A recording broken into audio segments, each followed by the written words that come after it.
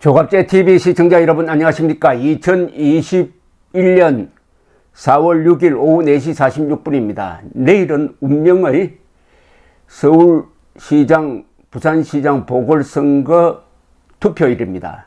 그리고 내일 오후 8시까지 투표를 합니다. 오전 6시부터. 그리고 아마 개표가 진행되면은 이것은 빨리 결판이 날 걸로 봅니다. 큰 차이가 되면은 그 추세가 바뀌지 않습니다. 그래서 밤 10시쯤 되면은 당락이 결정될 거로 봅니다. 이번에 지금 예상대로 이 오세훈, 박형준 두 사람이 당선되면은 두 사람 그 다음 날부터 바로 출근을 해서 시장 직무를 봐야 합니다. 아마 서울은 그때부터 아주 서울시정이 시끄럽게 될 가능성이 많습니다. 왜냐하면은 시의회가 압도적으로 지금 이 민주당에 의해서 장악되어 있고 구청장도 마찬가지죠. 그러나 천하대세라는 게 있습니다. 이번에 아마 20%포인트 정도의 차가 날 가능성도 있습니다. 이렇게 되면은 압도적인 민심, 분노한 민심이 말하자면 댐이 터진 것처럼 하나의 쓰나미를 일으켜가지고 한국의 정치판을 바꿔놓을 것입니다. 이런 가운데서 김종인, 지난 10개월 동안 이끌어온 김종인 비상대책위원장이 4월 8일 비대위 회의를 마치고 당을 떠나겠다고 연합뉴스와 오늘 통화하면서 밝혔습니다. 김종인 위원장은 선거는 우리가 무난히 이길 것으로 본다. 저쪽이 아무리 네거티브를 써도 결과를 인위적으로 바꿀 수는 없다고 이야기를 하면서 이제 4월 8일 물러나겠다 또는 물러나는 선언을 하겠다 하는 입장을 밝혔습니다. 이렇게 되면은 국민의힘은 새 지도부를 선출하는 전당대회를 열어야 합니다. 그럼 전당대회 준비 체제가 있어야 되는데 이것은 지금 의원총회가 중심이 될 수밖에 없고, 그러면은 주호영 원내대표가 비대위원장 권한대행을 맡게 될 것으로 보입니다. 이렇게 하는 과정에서 국민의당과 안철수 씨의 국민의당과 어떻게 통합하느냐, 합당하느냐 또는 입당하느냐의 문제가 남아 있습니다. 안철수 대표는 선거 이후 국민의힘과 합당하겠다고 밝힌 바가 있습니다. 국민의힘은 8일 의원총회를 열어 의견을 수렴할 예정이라고 합니다. 자, 이제 야당이 이제 주도권을 잡았습니다. 국민의힘이 중심이 되고 국민의당의 안철수 후보, 안철수 대표가 도와주는 방식으로 해서 아주 근사한 흥미진진한 단일화 드라마가 이루어졌고, 그 연장선상에서 선거도 안철수, 오세훈 두 사람이 같이 이끌었습니다. 이제 남은 것은 내년 3월 9일에 치러지는 대통령 선거입니다. 이 사이에 국민의 힘이 중심이 될 수밖에 없다 하는 것이 이번 선거를 통해 또한 증명이 됐습니다.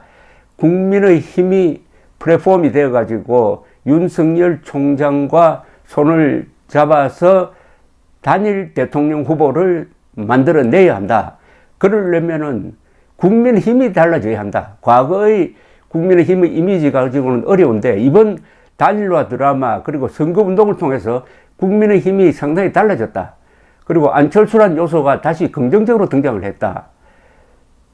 이렇게 되면 국민의힘이 이제 사실은 대선 체제로 들어가는 것이고 윤석열 총장과 어떤 관계를 맺느냐와 연관되는 당 지도부가 형성이 되어야 된다, 이루어져야 된다, 이렇게 판단이 됩니다. 그렇다면 전당대회에서 누구를 당대표로 뽑느냐는 거죠. 누구를 당대표로 뽑느냐, 당대표 나올 사람이 누구냐, 요사이 거론되고 있는 사람이 없지 않습니다. 정진석, 충남 출신인, 이번에는 충청도 출신이 나와야 윤석열 총장과의 어떤 협력 관계가 스무스하게 될 것이다 해가지고 그동안에 당내에서 신망이 있고 또 두루두루 이 공직을 거치고 아주 뿌리 깊은 뿌리 깊은 충청도 인맥인 이 정진석 의원이 지금 당대표로 거론되고 있습니다. 또 이런 예상도 할 수 있습니다. 안철수 씨가 아예 입당을 해가지고 안철수 씨가 막 당대표로 출마하는 방법도 있을 것이라고 생각하는데, 안철수 씨는 어떻게 하든지 단일화 드라마의 제 시즌2에서도 중요한 역할을 하겠다. 특히 윤석열 씨에 대해서는 분노한 민심의 댐 역할을 하는 아주 소중한 분이다라고 이야기를 했습니다. 그 다음에 김종인 씨가 물러나서 무슨 역할을 할 수 있느냐, 또는 제3지대를 김종인 씨가 윤석열 총장과 구축할 것이다 하는데, 저는 그것은 좀 회의적으로 보는 사람입니다. 이제 새로운 당을 만들 시간이 없습니다.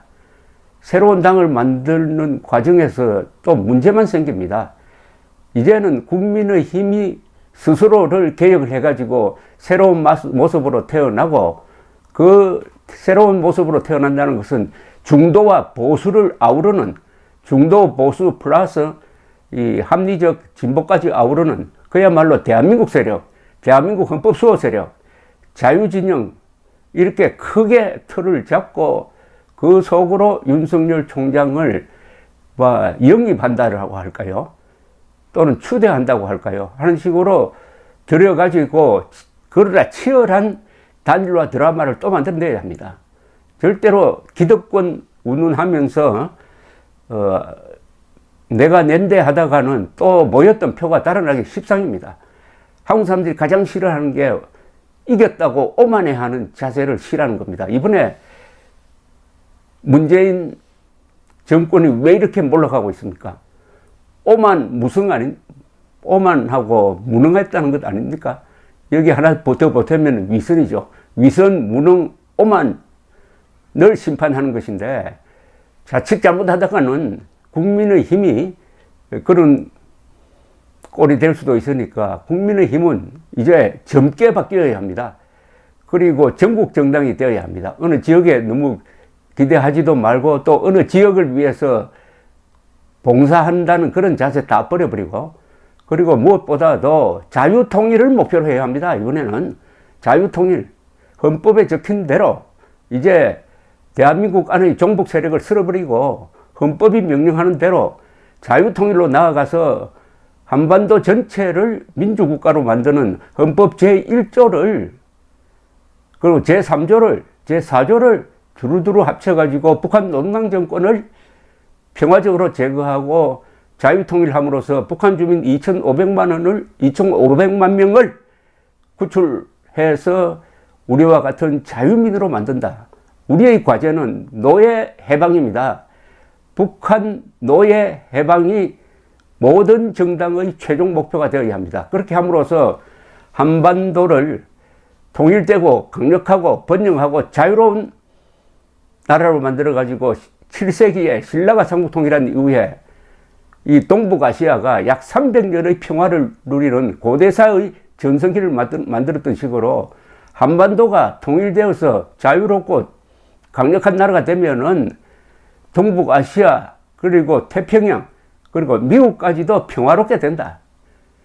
한반도가 분열하면은 전쟁터가 된다. 한반도가 통일해서 중심을 딱 잡으면은 동북아시아, 그리고 세계가 평화롭게 된다 하는 장대한 비전을 가진 그런 국민의 힘으로 재탄생할 수 있는 결정적 기회를 잡았습니다. 내년 3월 9일을 지향하면서 내일 4월 7일 그리고 4월 8일은 새로운 역사가 열리는 날이 되기를 바랍니다. 감사합니다.